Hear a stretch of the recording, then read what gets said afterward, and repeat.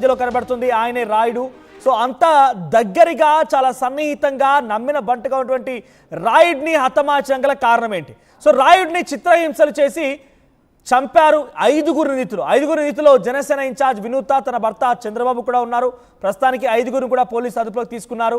వినూత, చంద్రబాబు, అంటే వినూత భర్త పేరు చంద్రబాబు ఇక్కడ. సో శివకుమార్, గోపి, దాసర్ అరెస్ట్ అయ్యారు.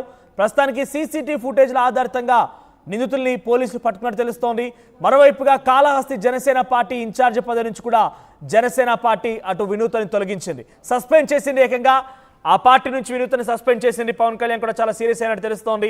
నమ్మిన బంటుగా, డ్రైవర్గా, ఇంట్లో ఒక కుటుంబ సభ్యుడిగా వ్యవహరించినటువంటి ఆ రాయుడుని ఎందుకు ఇంతలా హతమార్చాల్సి వచ్చింది? అయితే తనేదో తప్పు చేశాడట.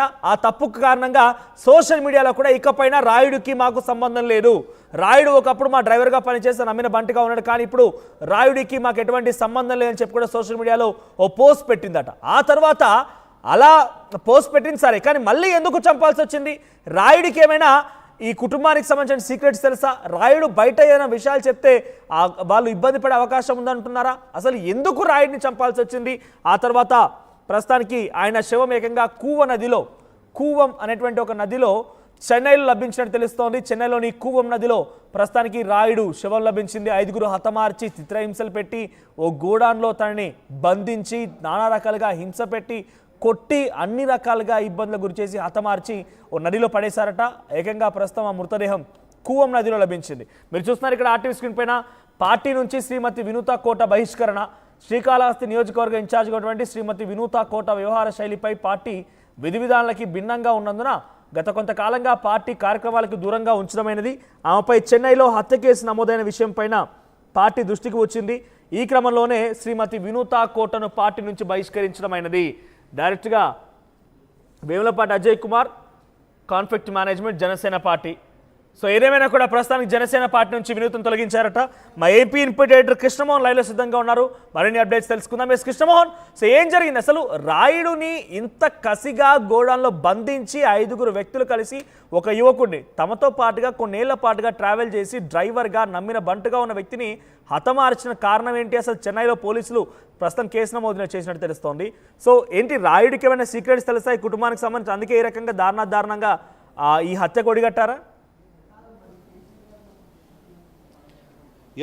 మనోజ్, ఈ నెల 8వ తారీఖున చెన్నైలోని కువ్వం నది గృహ ప్రవేశం దగ్గర, అంటే అక్కడ ఒక నదిలో ఈ బాడీ అయితే దొరికింది. ఈ బాడీ మీద చేతి మీద జనసేన పార్టీ గుర్తు మరియు వినీత అనే గుర్తు కూడా పచ్చబొట్టు చేతి మీద ఉండే సమయంలో చెన్నై 7 హిల్స్ పోలీసులు ఈ కేసుని పూర్తిగా రంగంలో దిగారు. ఆ నేపథ్యంలో అసలు ఏం జరిగింది ఏంటి అనే వివరాలు తెలుసుకుంటున్న నేపథ్యంలోనే ఇతన్ని శ్రీశైలంలో ఉన్న ఒక గోడాంలో పూర్తిగా కూడా రాయుడిని ఒక 5 మంది కలిసి, అంటే ఈ వినీత ఎవరైతే కోట వినీత ఉందో జనసేన పార్టీ ఇన్ఛార్జ్గా వ్యవహరిస్తుంది. చాలా కాలంగా చాలా యాక్టివ్ రోల్గా ఈ అమ్మాయి కనపడేది ఈ కాళహస్తిలో. సో ఈ కాళహస్తికి సంబంధించిన వ్యవహారంలో చాలా వరకు కూడా యాక్టివ్గా ఉన్న వినీతకి అత్యంత దగ్గరగా ఈ రాయుడు పనిచేసేవాడు, డ్రైవర్గా పనిచేసేవాడు, పిఏ కూడా అతనే. ఆ వినీత యాక్టివిటీ మొత్తం కూడా ఈ రాయుడే చూస్తూ ఉన్నాడు. చాలా కాలంగా వీళ్ళతో ఈ కుటుంబంతో ఉన్న పరిస్థితి అయితే రాయుడికి ఉంది. అయితే పోలీసులు విచారణలో తేలుతూ ఒక్కొక్కటి ట్రేస్ చేసుకుంటూ వస్తున్న 7 హిల్స్ పోలీసులు, ఎవరైతే చెన్నై 7 హిల్స్ పోలీస్ స్టేషన్కి సంబంధించిన పోలీసులు ఈ కేసుని నమోదు చేశారు. ఈ కేసు నమోదు చేసుకుని విచారణ జరుగుతున్నప్పుడు ఒక 5 మంది, అంటే దీంట్లో వినీత భర్త చంద్రబాబుతో కూడా కలిపి వీళ్ళందరూ కూడా కలిపి ఇతన్ని ఒక గోడౌన్లో చిత్రవద చేసి ఇతన్ని చంపివేసి అక్కడి నుంచి ఈ బాడీని కనపడకుండా చెన్నై బార్డర్లో, అంటే కాళహస్తికి చెన్నై బార్డర్లో ఉన్న కూవం నదిలో వేశారు. అది కొట్టుకొని నేరుగా చెన్నై బార్డర్ దగ్గరికి చేరుకుంది. అక్కడ పోలీసులు కేసును నమోదు చేసిన పరిస్థితి అయితే ఉంది.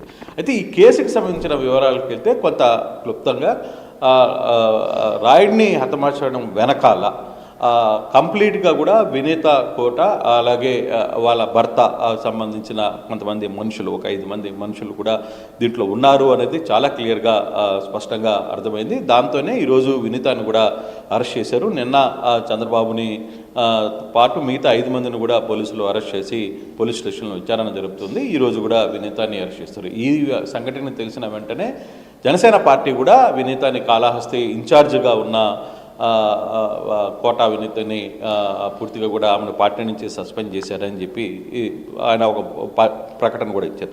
అయితే ఈ హత్యకు గల కారణాలు ఏంటి, ఈ హత్యకు గల కారణాలు ఏంటి అనే విషయం మీద కొంత లోతుగా వెళ్ళినప్పుడు చెన్నై నుంచి కొంత సమాచారం మనకి అందుతున్న ప్రకారం రాయుడుకు సంబంధించిన అంటే ఈ వినీత కుటుంబానికి సంబంధించి కావచ్చు, వినీతకి సంబంధించిన వ్యవహారాలు కావచ్చు, వీటన్నిటికి సంబంధించి చాలా ఇంపార్టెంట్ మెసేజ్లు కావచ్చు, మిగతా వ్యవహారాన్ని అంతా కూడా రాయుడికి సమాచారం ఉంది.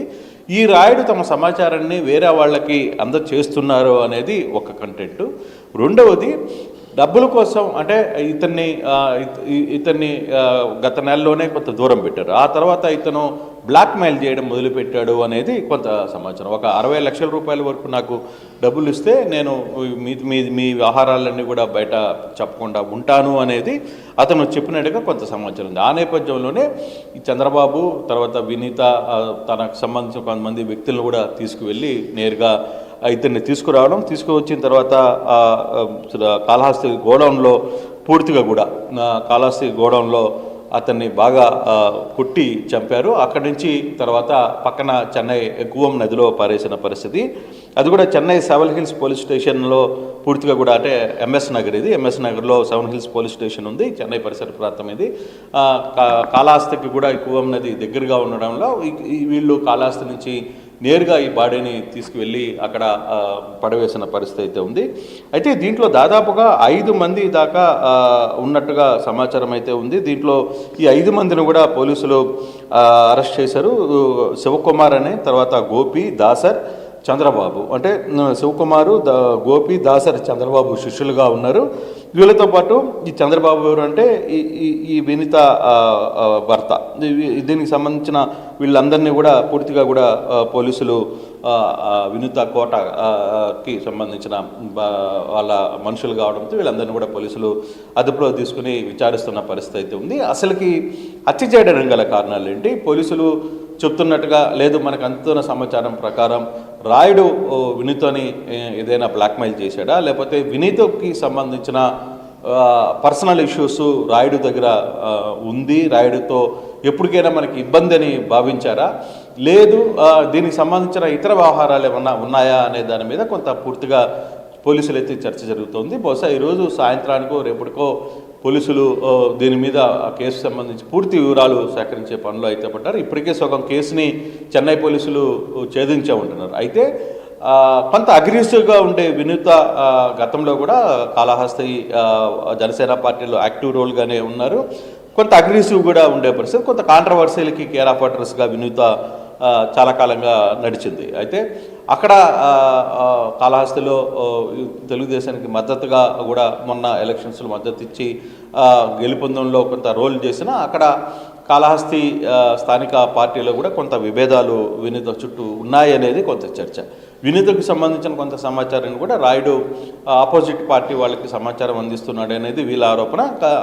ఫర్దర్గా కుటుంబ సభ్యులు ఏంటి, రాయుడికి సంబంధించిన కుటుంబ సభ్యులు ఏం మాట్లాడబోతున్నారు, అసలు రాయుడిని ఇంతగా హతమార్చాల్సిన పరిస్థితి ఎందుకు వచ్చింది అంటే ఇటీవల కాలంలో జనసేనకు సంబంధించిన కొంత నాయకుల వ్యవహార శైలుల పట్ల పార్టీ సీరియస్గా ఉంది. పార్టీ కూడా ఇటీవల గతంలో మనం చూసుకుంటే 2 రోజుల క్రితమే కోవూరు మాజీ ఎమ్మెల్యే రామారావును కూడా సస్పెండ్ చేసిన పరిస్థితి కూడా చూసాం. కొంత వాళ్ళ యాక్టివిటీ, వాళ్ళ వ్యవహార శైలి బాగలేదని ఈరోజు కాళహస్తికి సంబంధించిన వినూత కోటను కూడా సస్పెండ్ చేసిన పరిస్థితి. గతంలో కూడా కొందరు ఈ కూటమి ప్రభుత్వం వచ్చిన తర్వాత జనసేన యాక్టివిటీలో జనసేన నాయకులు వ్యవహార శైలి మీద కొంత విభేదాలు వస్తున్నాయి, కొంత ఆరోపణలు వస్తున్న నేపథ్యంలో పార్టీ కొంత సీరియస్గానే వ్యవహారాన్ని చూస్తున్నట్టుగా మనకు అర్థమవుతుంది. అయితే ఇప్పటికీ ఈ సంబంధించిన కేసులో వినీత రోల్ ఏంటి, రాయుడికి వినీతకి మధ్య ఉన్న రిలేషన్ ఏంటి, అసలు పూర్తిగా దీనికి సంబంధించి ఎటువంటి రిలేషన్ వల్ల ఇది దెబ్బతినింది ఏంటి, ఇంతకాలంగా తన సొంత ఇంట్లోనే ఉంటూ ఇంట్లో కుటుంబ సభ్యుల్లో ఒకటిగా ఉన్న రాయుడుని ఎందుకు చంపాల్సి వచ్చింది అనే అంశాలని